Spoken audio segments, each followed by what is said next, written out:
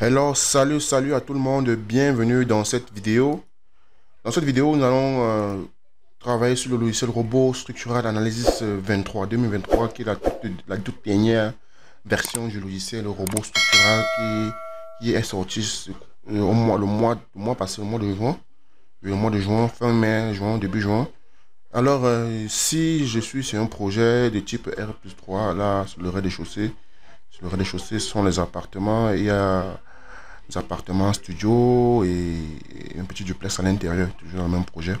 Là, c'est le fichier c'est le fichier qui m'ont été transmis par l'architecte, le PDF. Donc, voici le projet en question. Là, sur le troisième étage, avec un, un- un- un appartement ici. Là, c'est l'escalier. Là, c'est la cour, l'espace pour sécher les linges et autres. Là, c'est la toiture de R+2.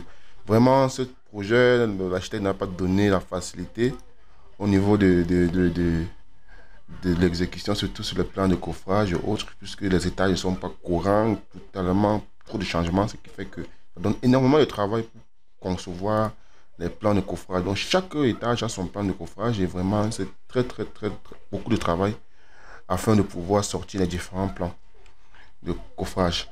Bon, là, je travaille sur Archicad, le plan de coffrage, j'ai pas voulu travailler avec AutoCAD. Alors là, je rentre dans un robot structural analysis professionnel que j'ai déjà fini la modélisation. Donc, dans cette vidéo, je vais vous montrer comment créer les cas de charge, donc, afin de pouvoir affecter les charges. Et les cas de charge, on les crée après avoir fini la modélisation complète. Là, j'ai modélisé mon bâtiment, j'ai fait mes poutres poteaux. J'ai fait les dalles déjà, j'ai fait aussi les escaliers, j'ai modélisé l'escalier. Donc, je crois que dans ma chaîne YouTube, j'ai la vidéo là où je modélise l'escalier pour aller voir. Donc, ici, je vais créer les cas de charge. Parce que là, le but de cette vidéo, c'est de montrer comment créer les cas de charge afin de pouvoir affecter les charges aux éléments de structure. Alors là, je vais commencer par créer mes cas de charge. Alors aussi, je vais profiter d'un coup pour vous parler de la nouveauté qui a ajouté au robot 21 dans 22 et 23 plutôt, autant pour moi, dans sa dernière version. C'est au niveau de, lorsqu'on crée le plancher, au niveau du modèle de calcul. On clique là sur DAL, au niveau du modèle de calcul. Avant, lorsqu'on créait un plancher, il fallait aller préciser le mode de calcul. Donc, je vais faire une vidéo là pour ça. Ça nous facilite la tâche actuellement. La répartition des charges dans deux directions, c'est automatisé. Puis comme avant, il fallait paramétrer et tout. Dans la nouvelle version de robot, c'est vraiment une grosse nouveauté. Puisqu'on peut y faire la descente des charges dans le robot. Bon, ok. Là, maintenant, je vais créer mes cas de charge. J'ai fini ma modélisation, mon bâtiment est là. Je vais créer les cas de charge afin d'affecter les charges aux différents éléments de structure. Alors là, je vais aller sur chargement, dans la barre de menu chargement. Dans la barre de menu chargement, cas de charge, cas de charge. Alors, avant de commencer à affecter les cas de charge, il faut vraiment se rassurer de votre norme de conception.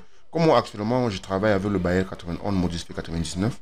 D'autres personnes préfèrent travailler avec le Rocode, ça dépend de ce qu'il a appris comme, comme lors de sa formation. Bon, moi, je travaille avec les deux, soit le Rocode ou le Bayer, ça ne me dérange pas. Mais ici, je vais travailler avec le Bayer, puisque la zone là où je travaille, la communauté urbaine a exigé le Bayer comme norme de calcul.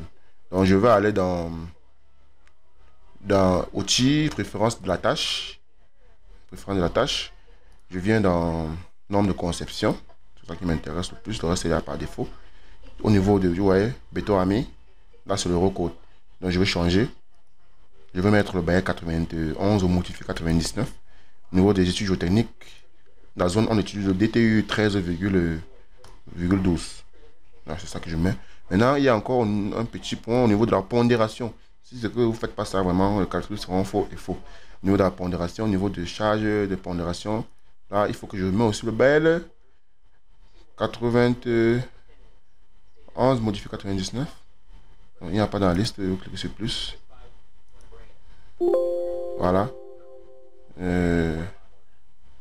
C'est pas dans la liste ici. Il faut que je cherche. Cherche B. Bayer 91. Je crois que le voici là. 91. Donc au niveau de la pondération des charges, c'est ça que je vais aussi utiliser. Vous voyez, il y a tous les normes là. Ça, c'est quand vous cherchez une norme de conception que vous ne parvenez pas à retrouver. Dans cette liste, vous allez trouver toutes les normes de conception. Toutes les normes de conception. Bah, 91, bah, l'Eurocode 1, l'Eurocode 2, 3, 4. Ici, il y a toutes les normes de conception sont ici. Dans cette, ça dépend du pays ou de la communauté qui exige. Là, je travaille le 91. Donc, je vais l'envoyer ici, dans la liste ici. Comment faire pour l'envoyer? Je clique sur la norme. C'était OT ici, ouais, 91. Je l'envoie avec cette flèche-ci. Voilà, elle apparaît dans la liste ici. Ce qui fait que maintenant, je fais OK. Et maintenant, ici, elle va apparaître, 91, dans la pondération des charges. Si vous ne faites pas ça, les calculs seront faux. Là, si je n'ai pas, moi, je n'utilise pas les charges sismiques, même le vent, puisque le bâtiment n'est pas trop en hauteur. C'est juste R+3. Là, je vais faire OK. Je vais faire OK. Maintenant, je vais définir mes cas de charge. Je vais dans chargement. Cas de charge. Voilà. Premier cas de charge, c'est le poids propre. Automatiquement. Premier cas de charge, le poids propre. Je mets PP, poids propre.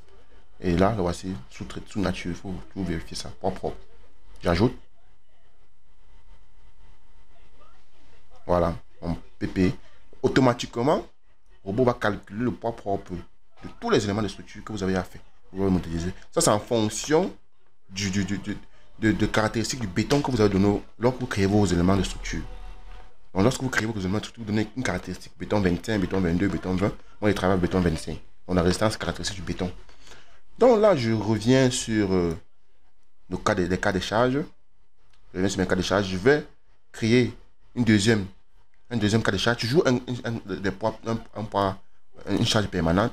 Mais là, je ne vais pas donner de sous-nature. Je vais laisser vide parce que c'est moi-même qui va affecter des charges à ces éléments-là. Qu'est-ce que ça peut être? Ça peut être par exemple les charges de revêtement, les charges du staff, les charges de carrelage, les charges, toutes les charges. Toujours, ce sont des charges permanentes, mais c'est moi-même qui va les affecter à ma structure. Donc, en fonction de mon tableau de chargement. Donc, voici mon tableau de chargement que j'ai préparé là. C'est un fichier Excel. Là, j'ai déjà des éléments de charge là que je vais utiliser pour charger la structure tout à l'heure. Donc là, j'ai déjà créé mon poids propre. Deuxième tour, une charge permanente. Donc, je vais l'appeler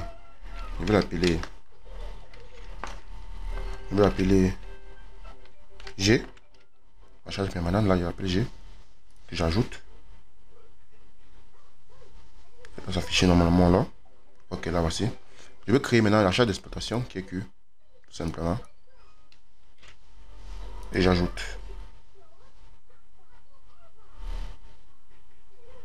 Voilà. Là, j'ai déjà créé mes cas de charge.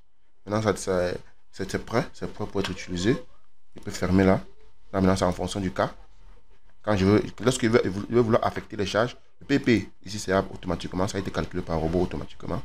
Maintenant, ici, je vais ajouter d'autres charges permanentes.